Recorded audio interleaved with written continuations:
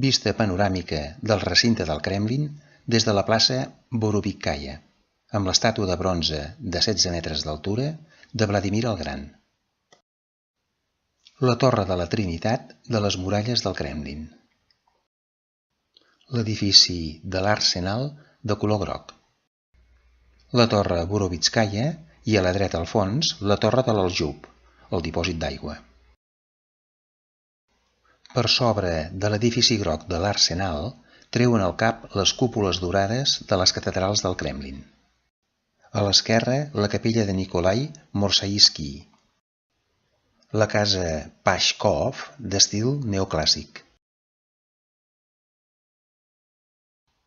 Edificis pujant per Maneshnaya Ulitsa fins a arribar a la plaça Maneshnaya, on veiem la torre de l'Arsenal i al darrere la torre de Sant Nicolàs.